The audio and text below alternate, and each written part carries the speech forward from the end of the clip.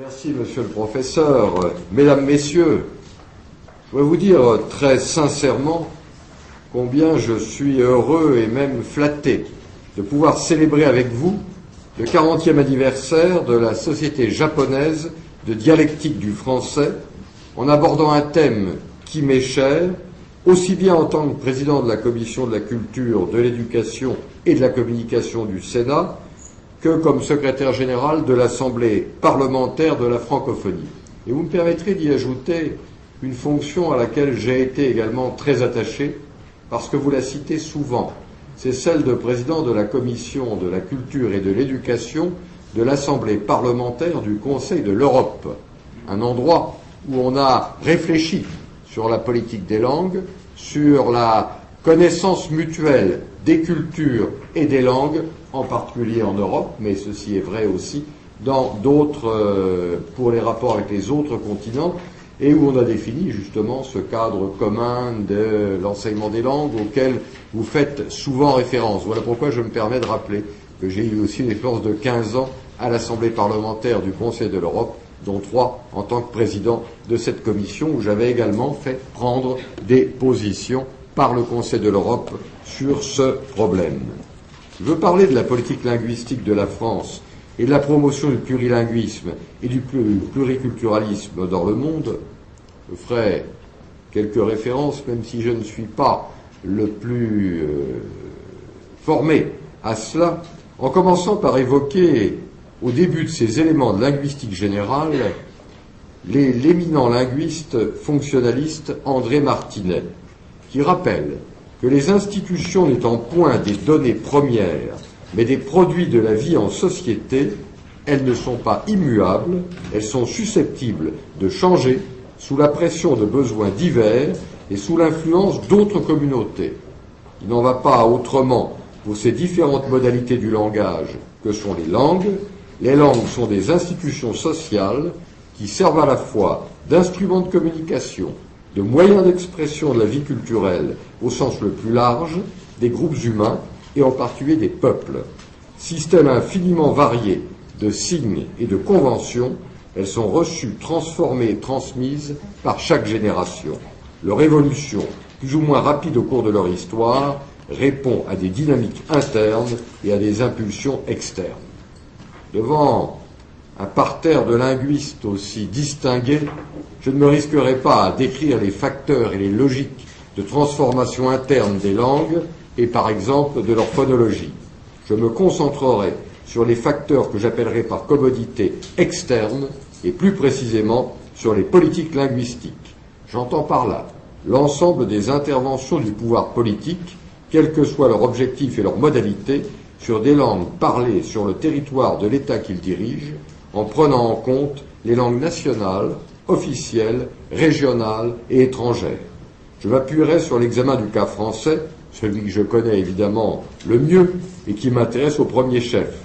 Cependant, considérant que tous les États ont agi au cours de leur histoire et continuent d'agir à des degrés divers dans le domaine linguistique, je ne m'interdirai pas les comparaisons internationales pour mettre en évidence certains éléments de singularité ou au contraire certains points de convergence.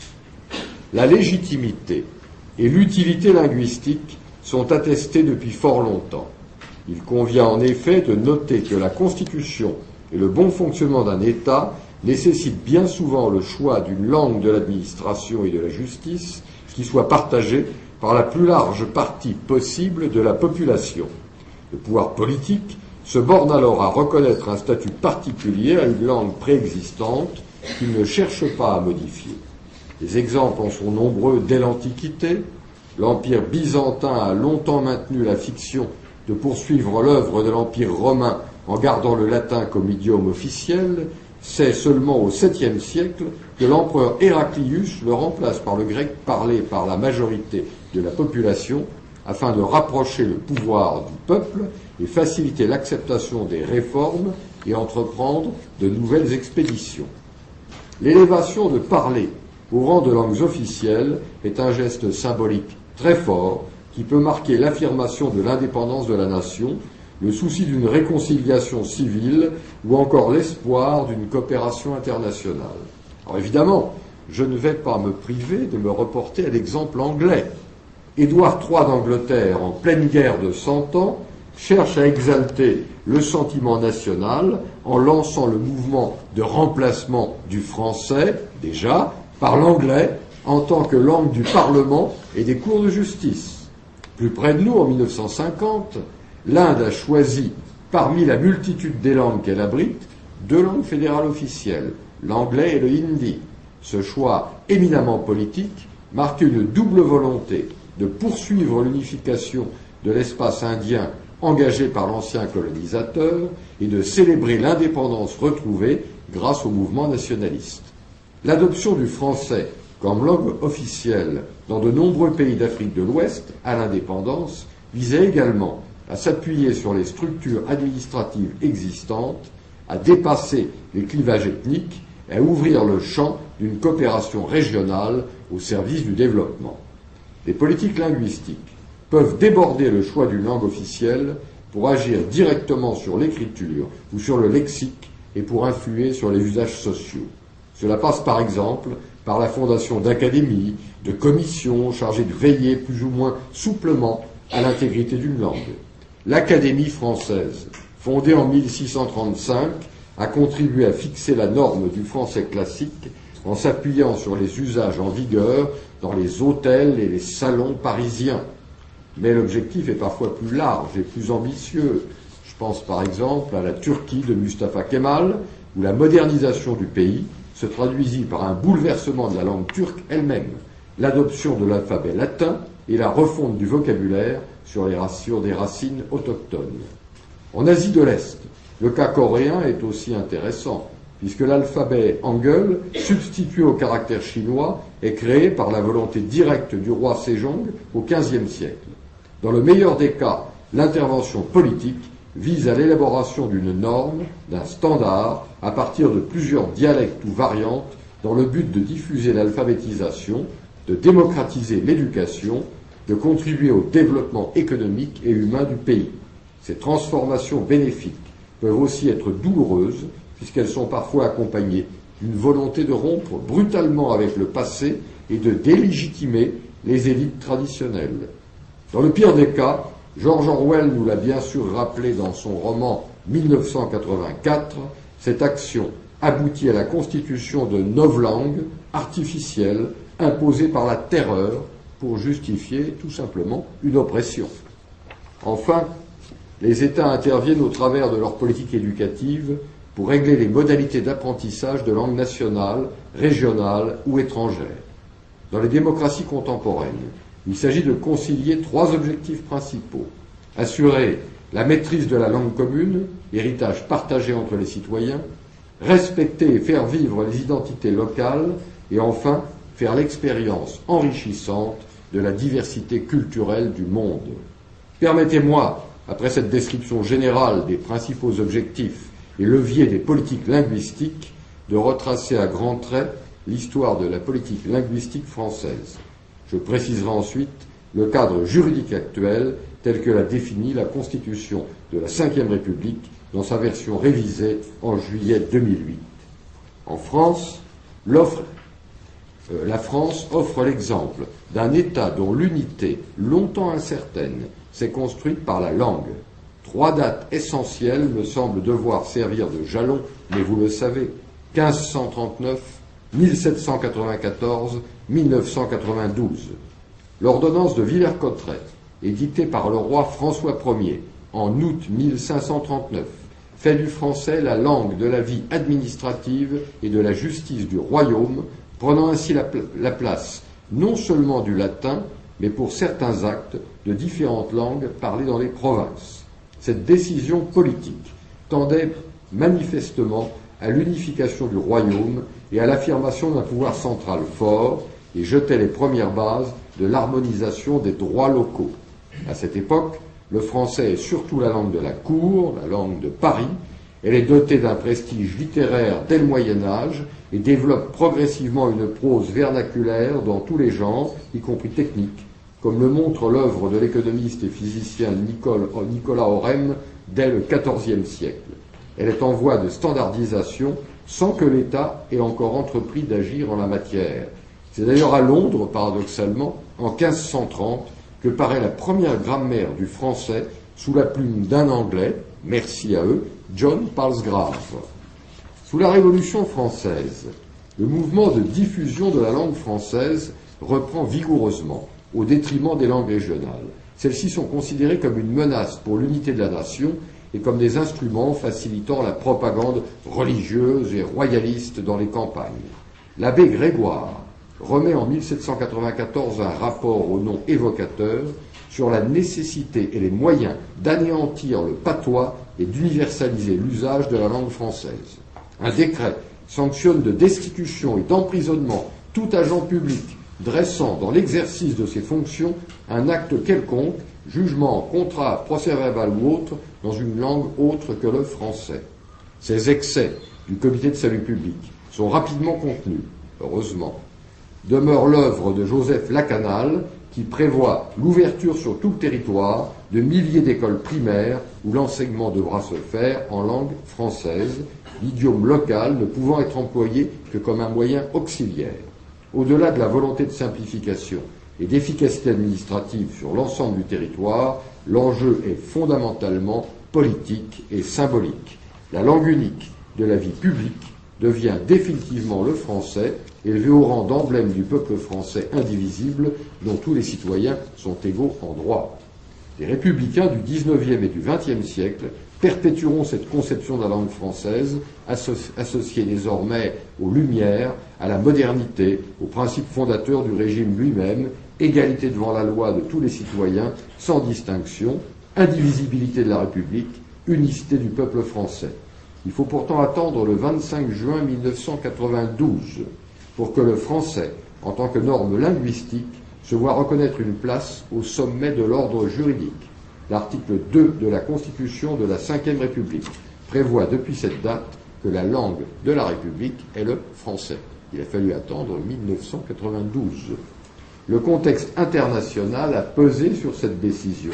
Ce n'était plus la concurrence des parlers et des identités régionales qui la motivait, mais l'approfondissement de la construction européenne et l'expansion accélérée de l'anglais.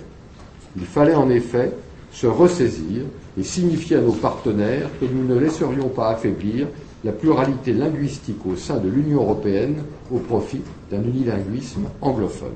Donc voilà une réponse par la voie d'une modification de la Constitution. Les arrangements pratiques et les commodités administratives ne doivent pas flétrir l'esprit des institutions que les peuples européens ont bâti pour construire un avenir commun, pacifique et prospère.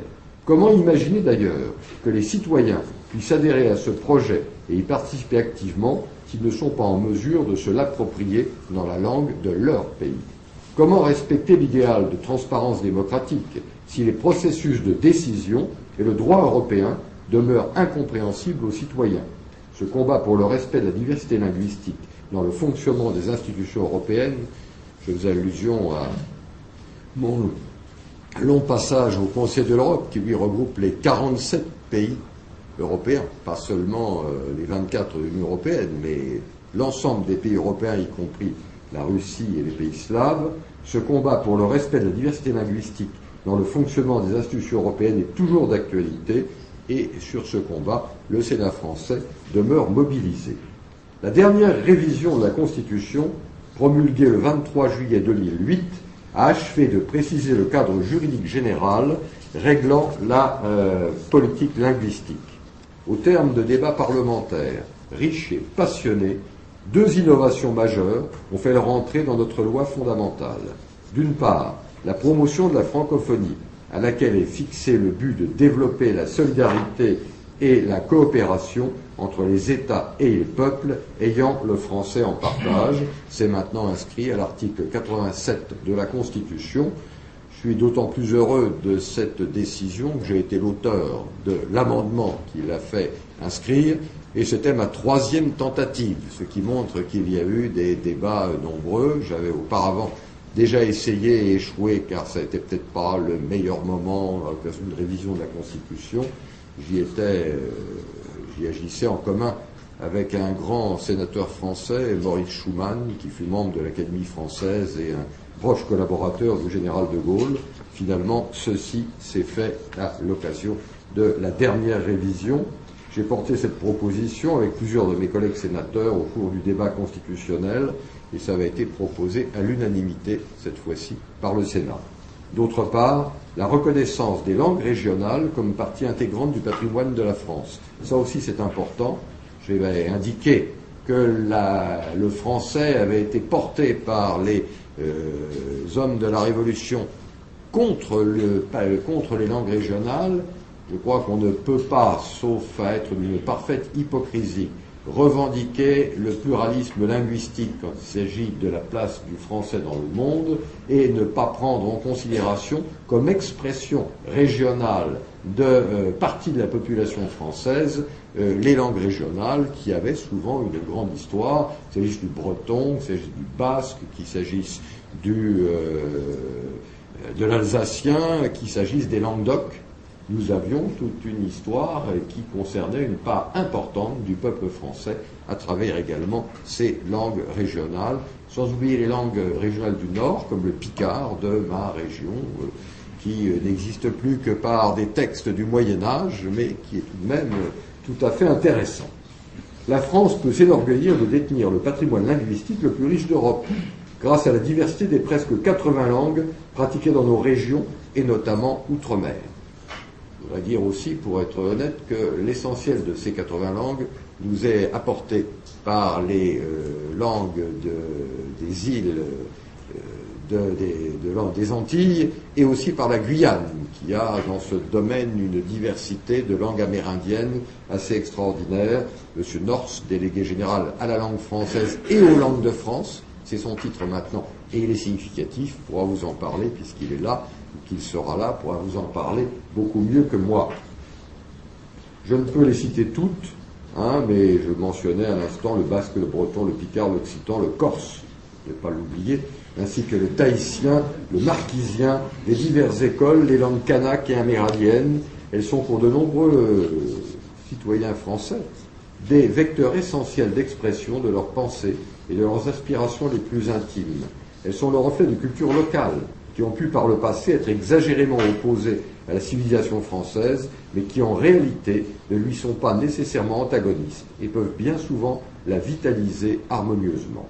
Avant leur inscription dans la Constitution, les langues régionales avaient depuis longtemps été dotées d'un véritable statut. Il faut même le rappeler. La loi d'Exonne de 1951 a permis l'enseignement du breton, du basque, de l'occitan et du catalan dans les collèges et les lycées. Cette possibilité est ensuite étendue à d'autres langues, de telle sorte, rappelons-le quand même, quand on dit que la France n'a pas respecté les langues locales, plus de 400 000 élèves en France actuellement reçoivent aujourd'hui un enseignement de langue régionale. Je crois qu'il faut quand même le rappeler, 400 000, ça n'est pas négligeable. Ces effectifs, en constante augmentation, ont été décuplés en 10 ans. Voilà quand même, si vous voulez, voilà des chiffres qu'il faut avoir à l'esprit, qu'on n'évoque pas toujours. Autre volet important de la politique linguistique, sur lequel se joue en partie la crédibilité du statut international du français, l'enseignement des langues étrangères. Monsieur le professeur, vous avez bien voulu rappeler les rapports que j'ai commis à ce sujet. Tous les écoliers de France reçoivent désormais, dès le primaire, un enseignement d'au moins une langue vivante étrangère. C'est l'aboutissement positif d'un processus graduel échelonné sur 10 ans. Cependant, le choix de faire assurer les cours de langue par les enseignants eux-mêmes a conduit à une distorsion préjudiciable en faveur de l'anglais, souvent la seule langue poursuivie à l'université par les futurs professeurs des écoles. Dès lors, il n'est pas étonnant que 90% des élèves de primaire apprennent l'anglais, parfois même contre le souhait des familles. Là, c'est une remarque que j'ai longtemps faite. Je suis un partisan déterminé de l'enseignement des langues étrangères le plus tôt possible. L'oreille des enfants est ainsi faite qu'on apprend plus facilement une langue étrangère si l'on commence tôt. Et c'est la thèse que soutient, je suis son disciple dans ce domaine, le professeur Agege, professeur au Collège de France et grand spécialiste de linguistique. Mais il m'aurait paru souhaitable de ne pas nécessairement commencer par l'anglais comme première langue étrangère apprise, puisque de toute façon, les élèves apprendront l'anglais au cours de leur scolarité et que l'anglais est soutenu, porté par tous, par l'air du temps, disons. Et si nous voulons que les jeunes Français maîtrisent bien 2 langues étrangères, dont une sera fatalement l'anglais, le plus tôt ils vont rencontrer une autre langue que l'anglais, plus cela donnera de chances pour eux d'être également des locuteurs de cette autre langue. Or, j'en suis profondément convaincu, ce qui fera la différence sur un curriculum vitae, en matière culturelle comme en matière professionnelle, c'est pas seulement la maîtrise de l'anglais que l'on doit connaître, mais que tout le monde connaîtra, c'est la connaissance d'une ou plusieurs autres langues étrangères qui ajoutent véritablement un plus. Voilà, je crois, une raison objective de dire qu'il serait utile, et souvent utile pour les familles et pour l'élève lui-même, qu'il commence très tôt la connaissance d'une autre langue étrangère. Et que nous avons raison de nous donner comme objectif pour tous les jeunes Français de maîtriser, outre l'excellente connaissance qu'ils doivent avoir de leur langue, bien évidemment, la connaissance de 2 autres langues. Alors que des pays réduisent leur action dans ce domaine, ne connaissent qu'une langue étrangère, l'anglais, je pense que ce sera pour nous dans l'avenir un atout très important de dire que nous aurons la connaissance d'au moins 2 langues étrangères et de nous tenir véritablement à cette position. Au collège et au lycée, force est de constater l'établissement d'un duopole anglais première langue, espagnol seconde langue. Globalement, en 2009, 98% des élèves apprenaient l'anglais, 40% l'espagnol. La prépondérance massive de l'anglais s'est encore renforcée en une génération, au détriment notamment de l'allemand. Et je me permettrai de le regretter, car l'allemand est le principal partenaire politique, mais surtout économique de la France. Et voir les Français et les Allemands se parler par le truchement de l'anglais est quand même paradoxal, alors que nous avons tant à faire en commun et que l'Europe se bâtit largement sur un débat du duo franco-allemand.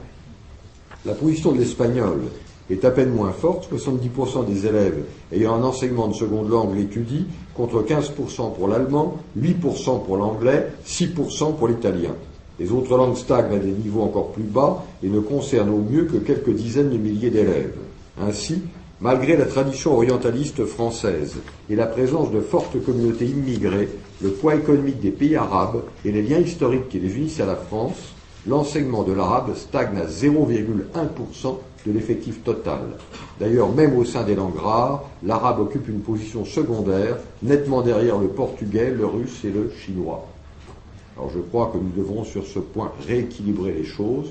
C'est une chance pour la France d'avoir sur son sol de nombreuses populations qui sont maintenant des citoyens français mais qui avaient des racines de l'autre côté de la Méditerranée et que, vu l'importance des liens entre la France et puis ces pays du Maghreb et même du Machrek, il serait très important d'avoir une population qui parle bien la langue arabe et non pas une population, comme on le constate actuellement dans nos banlieues, qui n'a plus une bonne connaissance de l'arabe, mais qui n'est pas pour autant bien scolarisée en français, et qui se trouve de ce point de vue-là en grande difficulté pour dialoguer avec son environnement. Et on sait bien que quand on ne peut pas dialoguer avec son environnement, on a des réactions d'agressivité à l'égard de son environnement. Voilà pourquoi ce problème de l'enseignement de l'arabe est pour nous un problème politique très important, je dirais même fondamental.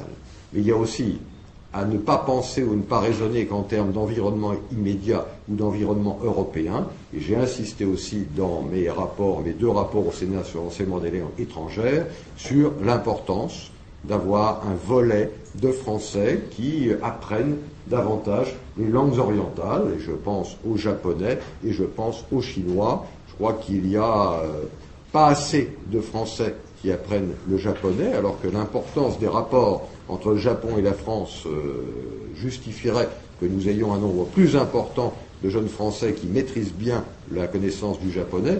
Pourquoi je suis heureux d'être venu avec un collaborateur de la Commission des affaires culturelles du Sénat qui parle discrètement 7 langues étrangères, le grec et le latin, mais aussi 5 autres langues, et parmi celles-ci, il a fait l'hindi.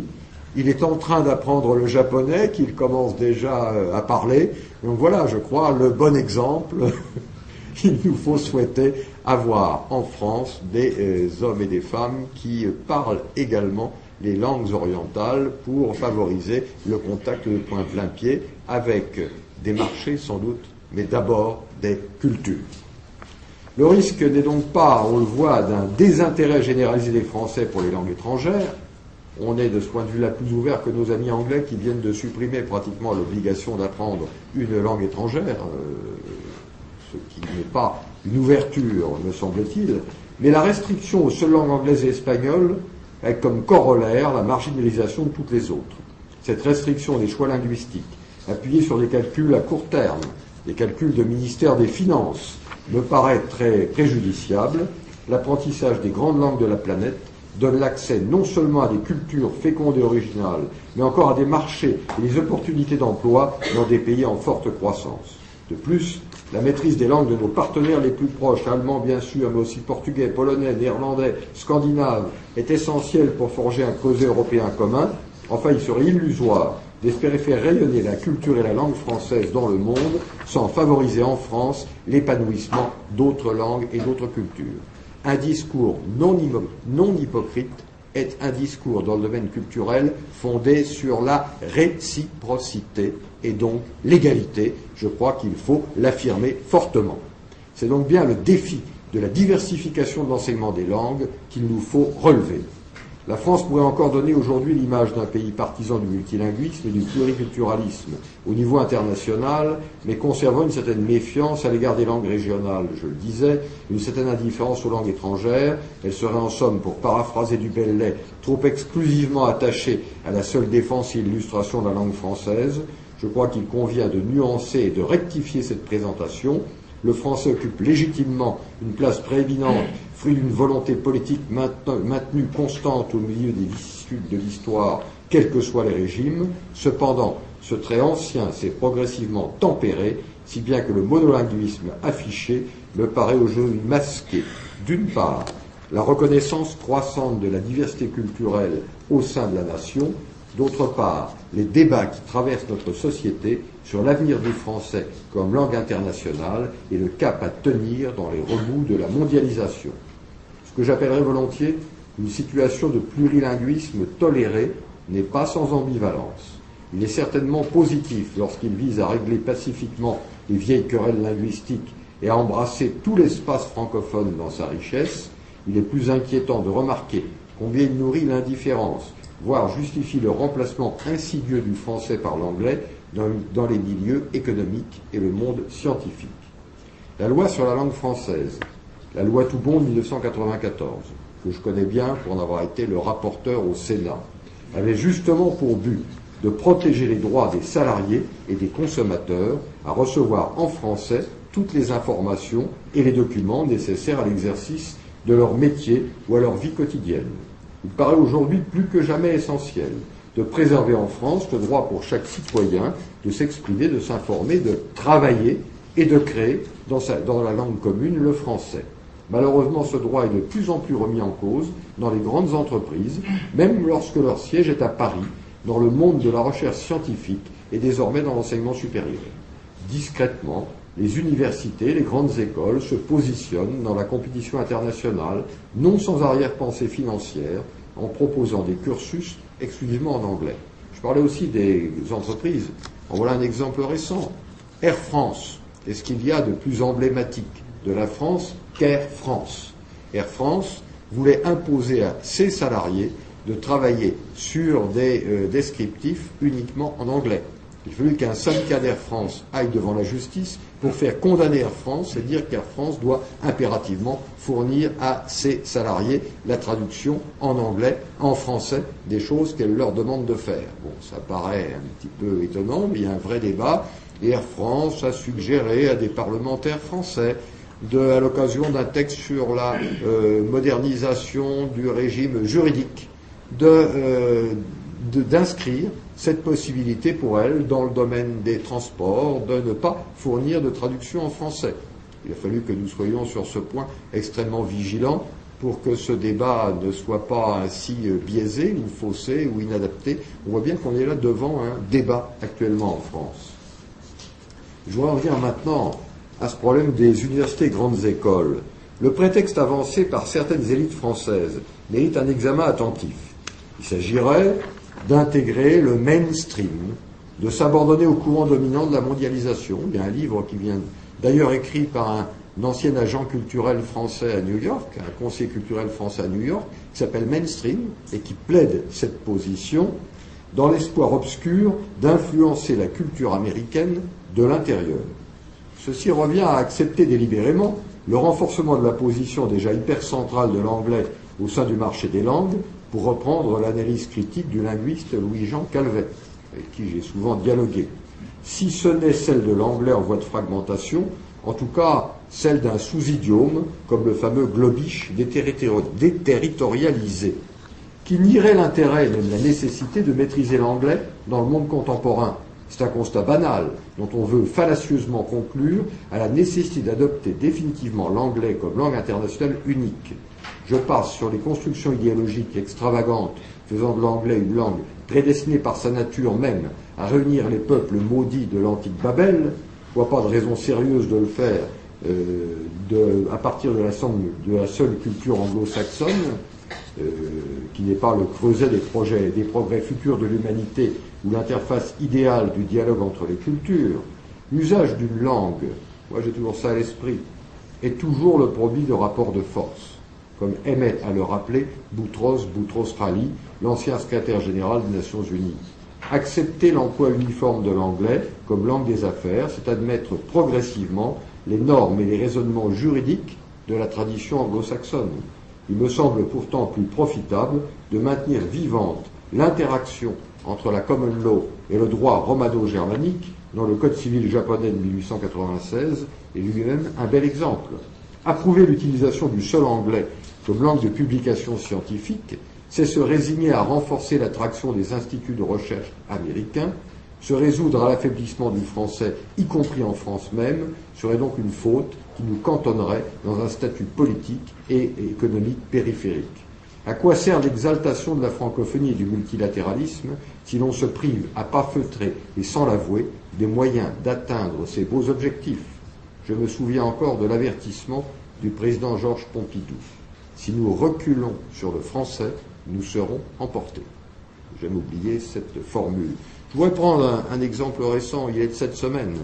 J'auditionnais la ministre française de l'enseignement supérieur, qui a entrepris un remarquable travail de modernisation de notre université en poussant à l'autonomie des universités, en obtenant des crédits très importants dans ce contexte budgétaire très difficile.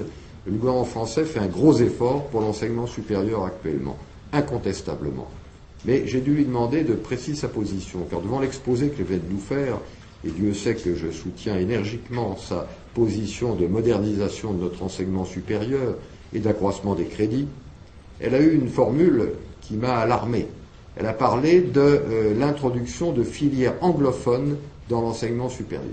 Et là, je lui ai rappelé, je crois qu'il faut être très précis là-dessus, que la langue de la République étant, la langue de l'enseignement étant le français, on ne peut pas parler de filières, sans débat, de filières anglophones dans l'enseignement supérieur, sauf à rappeler que ces filières peuvent être créées si elles s'adressent uniquement à des étudiants étrangers anglophones, auquel cas on ne va pas les contraindre pour venir en France à passer obligatoirement par un français qui ne maîtriserait pas. Dans ce domaine, la loi le permet déjà.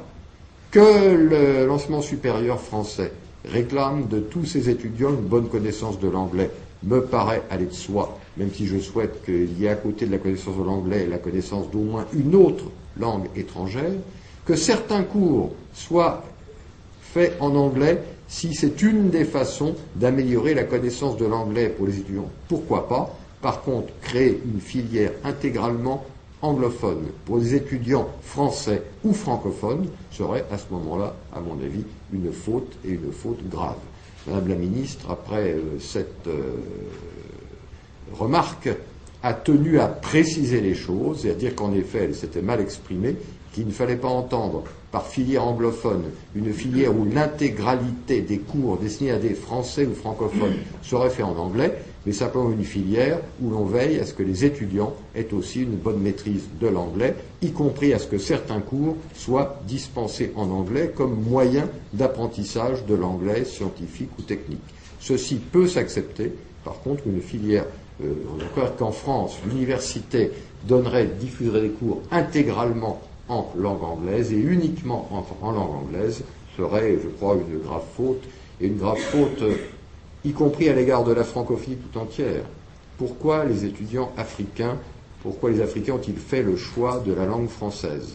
Ils l'ont fait comme choix d'une langue d'accès à la modernité.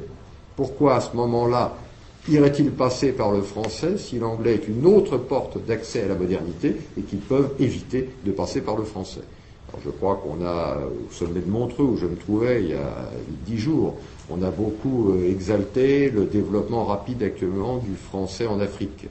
Et ce développement ne se maintiendra que si, en France et en Europe, le français continue à avoir un poids certain et si on évite des erreurs comme celle-là. Voilà très stratégiquement et très simplement, me semble-t-il, ce qu'il faut rappeler sur ce point.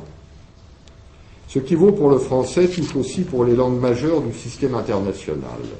Espagnol, portugais, russe, japonais, chinois, hindi, arabe, ces langues centrales se sont déployées dans tous les registres de la vie publique, des affaires, de la recherche, de la création. Elles sont les piliers du pluriculturalisme et du multilatéralisme défendus dans la Convention de l'UNESCO sur la protection et la promotion de la diversité des expressions culturelles signée en 2005. Aucune d'entre elles n'a vocation à renoncer à son statut pour se replier dans la seule intimité du quotidien. Laissez-moi conclure en évoquant 2 épisodes du Pantagruel de François Rabelais qui résument en quelque sorte mon propos. Le premier est celui, fameux, de l'écolier limousin noyant ses interlocuteurs sous un pseudo-latin obscur et qui finit châtié pour son dédain pour l'usance commun de parler. Aujourd'hui encore, il faut continuer à défendre contre les jargons prétentieux et les sabires à la mode la valeur du français, langue commune, reçue en partage par tous les citoyens et garant essentiel de la cohésion de la République. Le second épisode que j'aimerais vous rappeler, c'est celui de la rencontre avec Panurge. Avant d'utiliser le français, ce dernier s'adresse aux compagnons de Pantagruel en un nombre incroyable de langues, des plus courantes pour l'époque, l'italien, l'espagnol, l'anglais, aux plus exotiques, l'écossais, pour l'époque, l'écossais, le basque, l'hébreu, y compris des dialectes imaginaires. Souhaitons que les générations futures mûrissent l'exemple de Panurge, qu'elles maîtrisent avec confiance la finesse et la langue de leur pays, tout en s'ouvrant avec enthousiasme à la magnifique variété des langues du monde. Et comme le dit votre illustre Bachot, encore une année passée, et je porte toujours mes sandales et mon chapeau de pèlerin. Je vous remercie.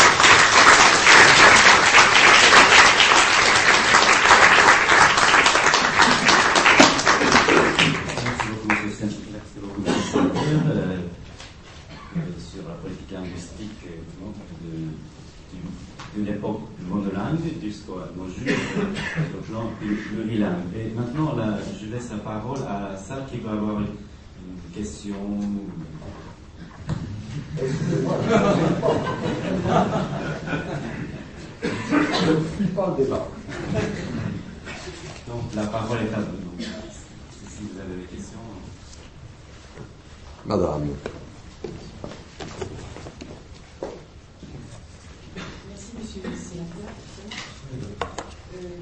Je partage. Je ne suis pas la seule à partager les propos et les convictions. Sur un plan extrêmement concret, en tant qu'enseignant-chercheur, vous avez regretté, et vous n'êtes pas le seul, que les publications en recherche se fassent de moins en moins en français. Oui. Or, nous sommes dans une période d'évaluation légitime, une période renouvelée, harmonisée au niveau européen et au niveau international. Et l'évaluation d'un enseignant-chercheur se fait par ses publications, j'ai envie de dire, permettez-moi, nous sommes entre nous, non pas par sa qualité, non pas par son rayonnement international qui se mesure, on ne sait à quelle aune, mais par des étoiles.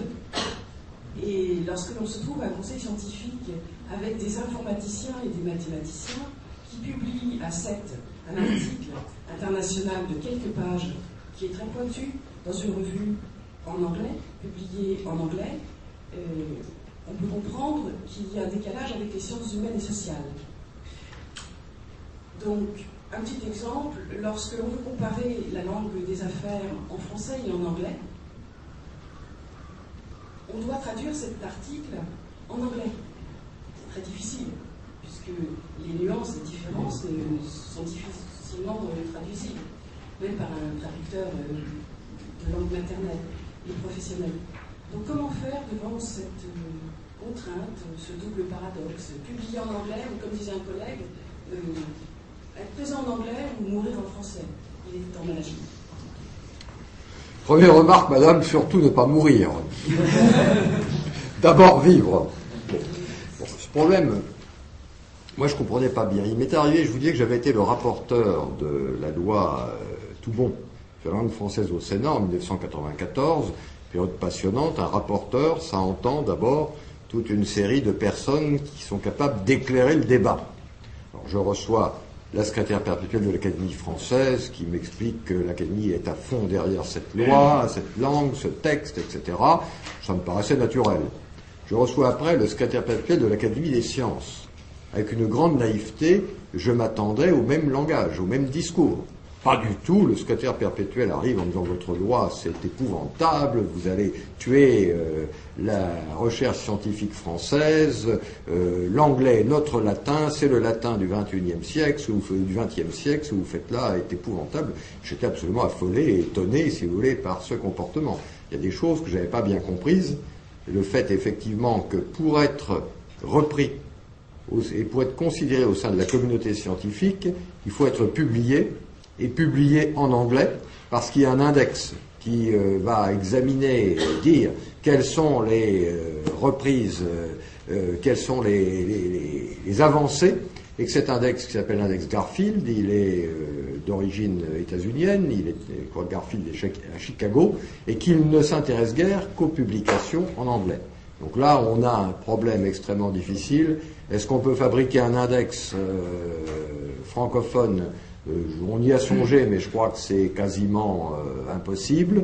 Et nous nous heurtons à ce problème qui nous pose même des problèmes de sécurité. Quand des chercheurs français ont découvert les premiers, M. Montagnier, l'origine du sida, il a dû fournir sa recherche à une publication américaine et il s'est retrouvé après avec un Américain qui déclarait avoir été le premier à faire la découverte et on s'est retrouvé devant un procès. Il y a donc il y a donc quand même des problèmes sérieux, y compris d'intérêts financiers importants, qui peuvent venir de cette situation. On ne la réglera pas facilement, je crois qu'il ne faut pas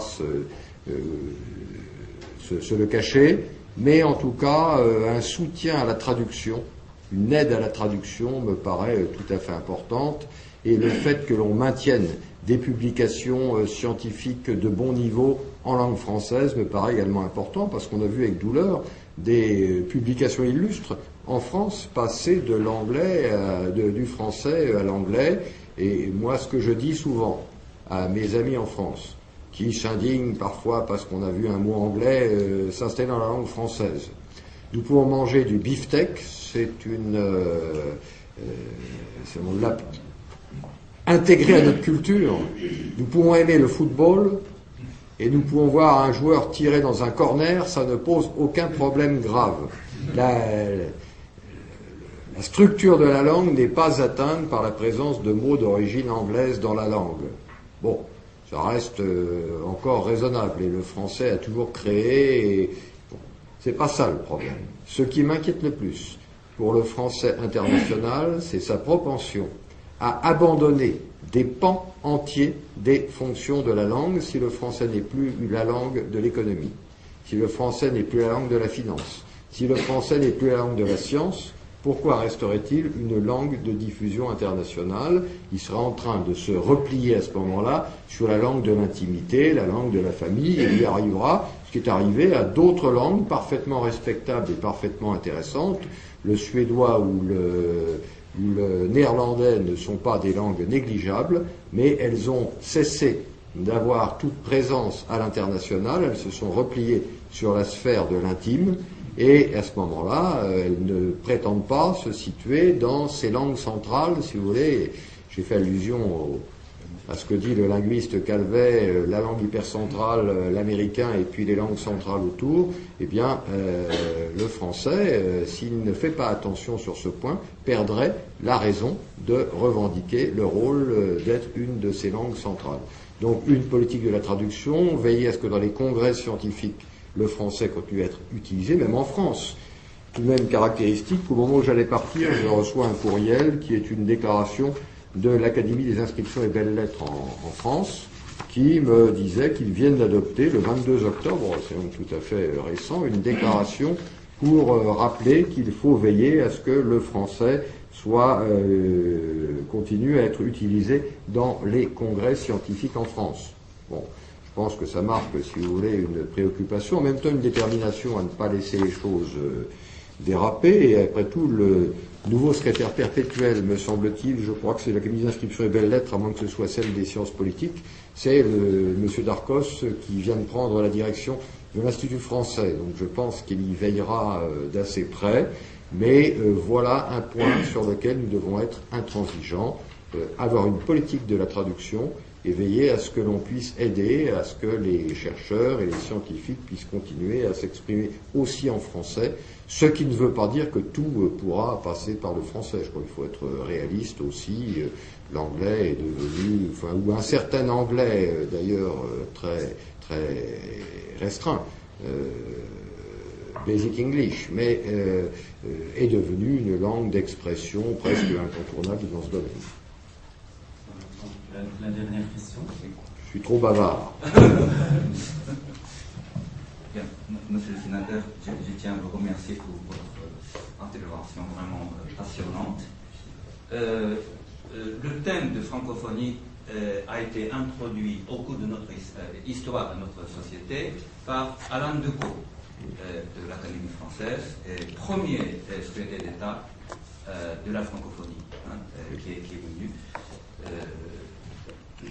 au Japon pour parler de ce thème passionnant de la francophonie dès le début des années 90.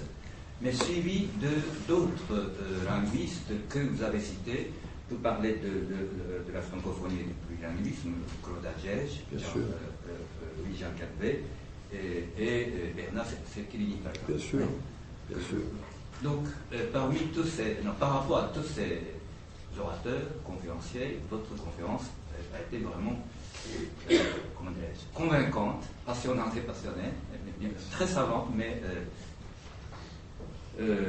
j'ai été vraiment émerveillé par votre culture très, très profonde et l'expertise de votre analyse. Et permettez-moi de vous poser une question un peu technique, parce que vous avez évoqué une série de panoplies juridiques concernant la politique linguistique de la France. Est-ce que la reconnaissance des langues régionales comme faisant partie du patrimoine national par la révision de la Constitution de juillet 2018, est-ce que ça permettra de ratifier la convention des langues, la Convention européenne des langues minoritaires et langues régionales que le gouvernement français a signé, mais le contrat n'a pas ratifié. Pas ratifié à cause de l'opposition, à cause de la jugement de la part du Conseil constitutionnel qui a dit que cette convention est anticonstitutionnelle. En tout cas, il y a une contradiction par rapport à la constitution de la 5e République. Alors, c'est une grande lacune jusqu'ici. Je ne serais pas sur ce point d'accord avec vous, je vais vous décevoir. Je vous disais que j'ai beaucoup travaillé à l'Assemblée parlementaire du Conseil de l'Europe, et je connais bien donc cette fameuse convention que la France n'a pas ratifiée parce qu'elle ouvrirait des droits, si vous voulez, elle amène à reconnaître que les populations qui s'exprimeraient en occitan, en basque, seraient des minorités au sens minorité ethnique. Or, la Constitution française dit fondamentalement qu'il y a un peuple français et qu'il n'y a pas une fédération il n'y aurait pas les Français plus les Alsaciens, et les Corses, les Catalans, les Bretons, etc. Elle s'appuie aussi sur ce concept, si vous voulez, de groupe de population qui constituent des communautés ayant une langue particulière. Et ça, nous ne pouvons pas entrer dans ce débat. Donc, assez nombreux à penser que la France avait été imprudente quand elle avait envisagé de signer cette convention qui était largement inspirée au sein du Conseil de l'Europe par les Allemands. Les Allemands ont une conception assez différente. Ils ont d'abord un droit du sang, il ne faut pas oublier ça. Ils ont une conception assez différente des communautés, et ils avaient souhaité, parce qu'ils pensaient que dans beaucoup de pays européens, il existe encore des communautés d'origine allemande, par exemple les Souabes de Roumanie, etc., et que c'était le moyen pour ces populations de pouvoir faire reconnaître leur droit à parler leur langue. Donc en France, nous avons pris une position assez différente. Nous ne signons pas la convention, mais nous reconnaissons maintenant le droit à ceux qui le souhaitent, même s'ils ne sont pas d'origine bretonne, d'apprendre le breton, ou s'ils ne sont pas d'origine corse, habitant en Corse depuis toujours, mais d'apprendre le corse s'ils en ont envie, ou l'occitan, ou le breton, etc. C'est donc un droit individuel, ça n'est pas l'expression de la reconnaissance d'une communauté. Je ne sais pas si je me suis fait comprendre, c'est un point très important là, pour nous. Je connais bien le débat, donc je voulais juste confirmer votre position. Voilà. Merci beaucoup. Il y a le droit à apprendre, le droit individuel à apprendre la langue régionale de son choix, mais il n'y a pas de minorité ethnique en quelque sorte au sein du peuple français.